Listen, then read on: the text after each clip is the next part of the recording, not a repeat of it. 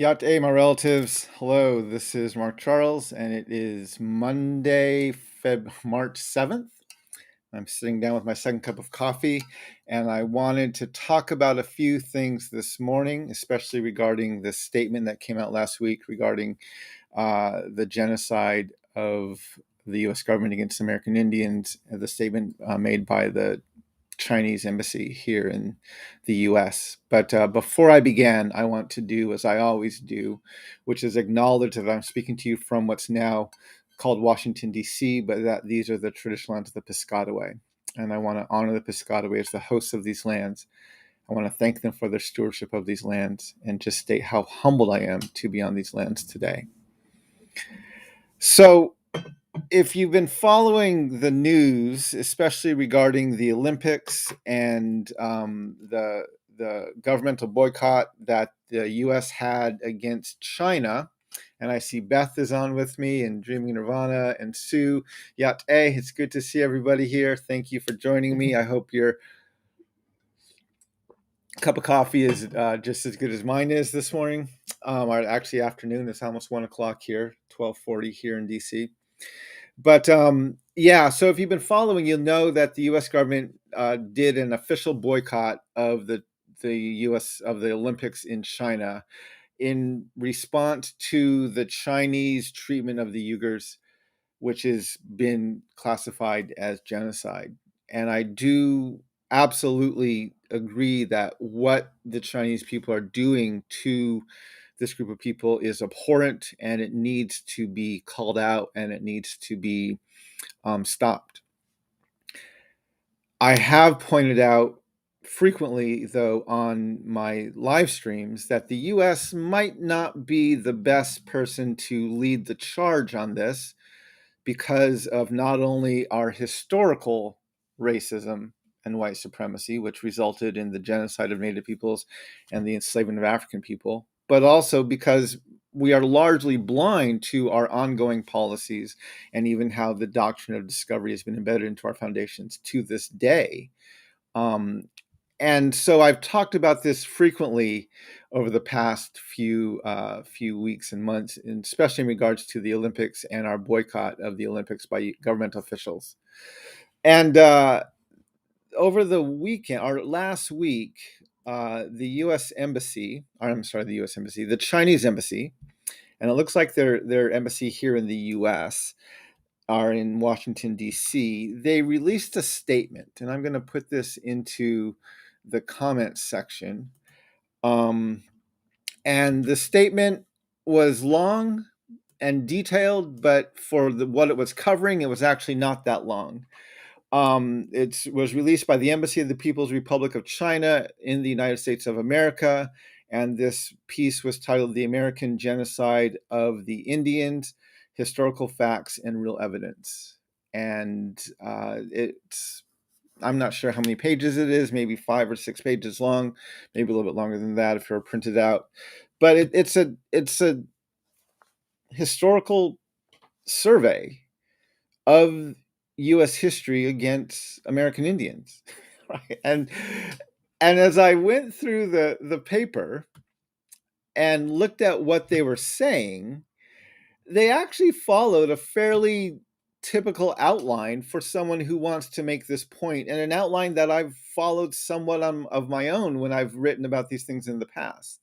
Right? They start off by defining genocide, taken from both the United Nations and other sources, and they define what genocide is. And then they have 3 or 4 larger arguments that they go through, detailing how the U.S. committed genocide. They start with the Declaration of Independence and the fact that our Declaration of Independence refers to natives as savages. They then deal with the Homestead Act. They talk about massacres and list many of them, and as well as the process of sterilizing Native American women. They talk about westward expansion and the Indian removal, including the Trail of Tears and the Long Walk of the Navajo. They talk about how history has largely been whitewashed, and they looked at the forced assimilation of things like the Dawes Act. Their second point they make is American Indians remain in serious survival and developmental crisis. They talk about the population decline from 5 million, they state, to 237,000 in the late 1800s. They talk about reservations, the poor healthcare, the poor education, the high COVID rates. They go into the disenfranchisement and the marginalization of our peoples, as well as into detail about the boarding schools. Their third point they make is the domestic criticisms long ignored by the U.S. government over the genocide of American Indians. They give many examples of how academics and others have called out American history as genocidal. And they talk about the buried apology, which was given not only by the U.S. government, but they talk about the apology by California, which actually labeled the history as genocidal, but point out that both of these were far short of what was really necessary to deal with this history. And then I just want to read their summary, right? This is the summary of their paper. To sum up, successive U.S. administrations have not only wiped out a large number of American Indians, but also, through systematic policy design and bullying acts of cultural suppression, thrown them into an irreversible, difficult situation. The indigenous culture was fundamentally crushed, and the intergenerational inheritance of indigenous lives and spirits were under severe threats. The slaughter, forced relocation, cultural assimilation, and unjust treatment the United States committed against American Indians have constituted de facto genocides. These acts fully match the definition of genocide in the UN Convention on the Prevention and Punishment of the Crime of Genocide, and have constituted for hundreds of years to this day, and have continued for hundreds of years to this day. It is imperative that the U.S. government drop its hypocrisy and double standards on human rights issues, and take seriously the severe racial problems and atrocities in its own country. What are you going to say, right? They're not inaccurate. In fact, this is the point that myself and many Native Americans have been making for decades, even centuries, right? They're saying, who do you think you are, United States of America? Do you not know your own history? And then they detail our history fairly accurately for us and point out our complete hypocrisy and lack of integrity to take the charge on these issues. Now, this in no way excuses China's behavior towards their own groups of people within their nation, right? This doesn't excuse what they're doing, but it points out absolutely that the U.S. is probably the last nation in the world, second maybe to Russia, who has no integrity to call out China's lack of human decency and regard for human rights. Now, they need to be called out. Just America doesn't have the authority, the integrity to make such a statement. And right, this is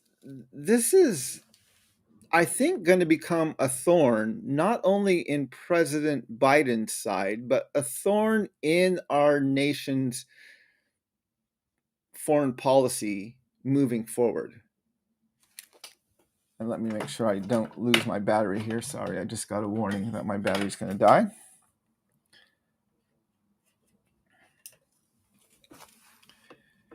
And so, yeah, I think this is going to be the problem, right? As our nation buries its head further and further into the sand and ignores and makes illegal things like critical race theory and tries to ban the teaching of accurate history, right? As we continue to plow forward with our myth of our own exceptionalism, which is rooted in the lie of our white supremacy, as we continue to enact these atrocious policies towards our own peoples and incarcerate our people of color and all these things, right?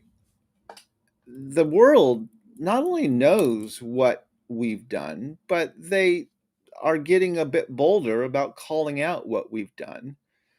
and we're living in denial, and so we have no response, right? And what was fascinating, right, is this story, this statement put out by the U.S. Or by the Chinese embassy, got very little media attention. It did not get a lot of media attention, which is a bit surprising. Probably one of the bigger articles written about it was actually written by Native News Online, and it was they have a partnership with Yahoo News, and so it was also published on Yahoo News. And I just put a link to it there in the comment section. Um, and what was fascinating is even someone they interviewed, I forget the name of the person they interviewed for the story, someone who studies Chinese policy and their history, basically said that, well, America has been wrestling at acknowledging its own history and owning up to it, which is, again, if you ask any Native American, not any, most Native Americans, they will point out that's not what the U.S. is doing. They are not owning up to its history. It's being forced upon them a little bit, but they're still doing their best to largely ignore it and sweep it under the rug. And so this is where, right, the more white landowning men bury their heads in the sand, and the more that they work to try to maintain the status quo and ignore the history that we're standing on, the more our hypocrisy and our lack of integrity is going to not only be noticed by the world, but even called out. And the fact that there's been almost no reaction to this from the mainstream media or even from our government points out that fact, very clearly, right? Which is we just continue to move forward with our own understanding of our own exceptionalism and ignore these very accurate accusations that are being leveled against us.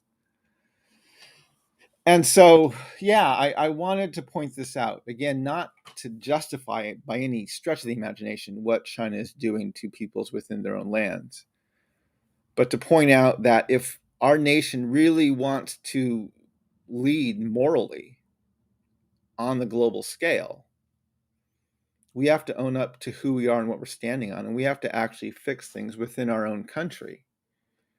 And right now, we're having just as much chaos as almost any other nation. I tweeted this morning, right? And most Americans are on our high and mighty moral horses right now about how horrible Russia is in regards to their colonial war against Ukraine. And they absolutely are committing atrocities there, and they should not be doing it, and it needs to be stopped. I don't disagree with that for a moment.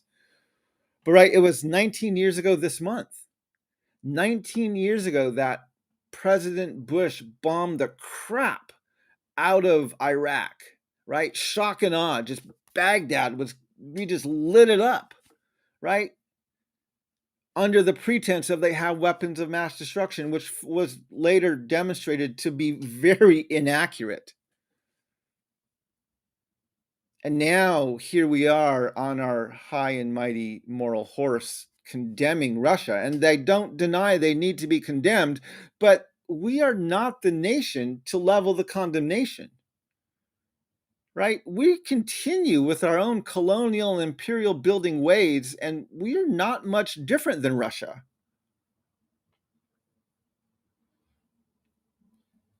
And the world is beginning to slowly notice that lack of integrity. And so we have to oppose colonialism as a nation at every level, including when it's within ourselves. But of course, we're not going to do that. This is why we continue to keep electing people like both Donald Trump and Joe Biden, white landowning men from the 1%. We just alternate back and forth between explicit versus implicit. And we never fix things. We just maintain the status quo. And so, yeah, this is the problem that we're facing as a nation. And until we actually get some integrity within our leadership, until we start electing people who actually understand our own history, right? And again, people are going to point to, well, look at Joe Biden. He has all these minorities serving on his cabinet, and he has all these people of color who he's nominated. And yes, he's done that, but he never stops congratulating himself for being the first person to do this, which again, he's doing is centering himself, right? And as I pointed out, even with with Deb Haaland, who is serving as our Secretary of the Interior, I absolutely am thrilled that she is there. But she's there propping up his agenda and is not fighting for the things that she actually campaigned on when she ran for Congress. And he doesn't let her speak out against fracking, doesn't let her speak out against drilling, doesn't, he's maintaining the status quo. So yes, he's giving space to people of color, but only after he's certain they're not going to stray from his status quo agenda. So anyway, this is the challenge that we're facing. And I'm actually grateful that nations are starting to call us out on it. I'm disappointed it allows them to feel like they're justified now in their own unjust behaviors, amoral behaviors, because they're not, right? This stating this, as China so clearly did, doesn't make their actions any more right. Right? No, they're still doing the same thing, and they still need to be called out. It's just they're pointing out the United States doesn't have the integrity nor the moral authority to make such a condemnation, which is 100% accurate. And so this is why we need to lift up voices from the marginalized and actually allow these voices to speak. Right? I would love it if all of the people of color in the Biden administration started stating what they actually believe instead of just what the Biden administration allows them to state. Because I'm positive there is a very large gap between what many of these people of color, especially these women of color, believe and have campaigned on and what they are fighting for and what Joe Biden allows them to say, which is a little bit more than Donald Trump would ever allow them to say. But again, just implicit versus explicit is the primary difference. So anyway, I wanted to point some of this out, and I encourage you to read that article. When I read it, they quoted several sources, and they gave a lot of quotes from people. I wasn't entirely unconvinced that someone who was involved with the writing of this article was at least not aware of, or maybe had even read Unsettling Truths, because they take a lot of things and even frame it in some of the ways we framed it before, and the outline was a bit similar. Again, but these are all just facts that are out there. So but I actually, as I was reading through kind of their outline and looking through the points they were making in their article, in their statement, I'm like, oh, this is all very, very familiar. And so again, not just the stuff I've written, but many Native peoples have been stating these things for a very long time. And so it's refreshing to see it being heard. It's disappointing it's not being heard by our own country, but it is refreshing to know that this history is being heard and understood and being pointed out. And so that was the refreshing piece of it all. But anyway, yeah, I hope that this is kind of helpful for everybody. It's kind of an interesting point. Let me see what people are saying here. Thank you, Andrea, for joining. Good to have you on here. Shantana, Yá'át'ééh, thanks for joining here. Mandel, Yá'át'ééh, thanks for joining here. I'm kind of looking through the comments to see what people are saying or what I've missed yet. Anyway, something I wanted to point out is this evening I'm going to be a part of a virtual meeting in Albuquerque called the Good Medicine Way. I've been invited to speak remotely to this group. I'm going to be talking about both contextualized worship, kind of decolonizing faith, and especially around what does it mean to be reconciled back to Creator. And so, if you're interested in joining that, they actually have a public group that you can sign up for and join this meeting tonight. I'll put a link for that in the comment section, and you can join that there.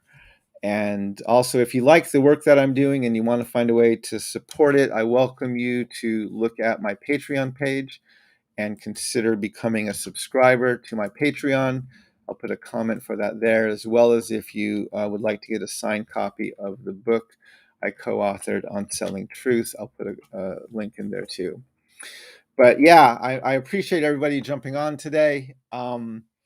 I'm going to be thinking more and talking more about this probably throughout the week and maybe even some more this month. But I think this is something that I hope our nation has to begin taking more seriously, which is the world knows and acknowledges our history better than we do.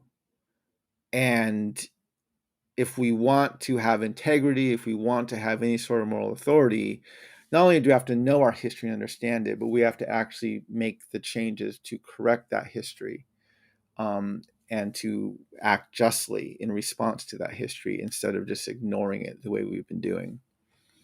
So anyway, thank you, my relatives, for joining me today. I hope your second cup of coffee is as good as mine is. And I will look forward to talking with you more this week. Yeah, my relatives. And Hakone.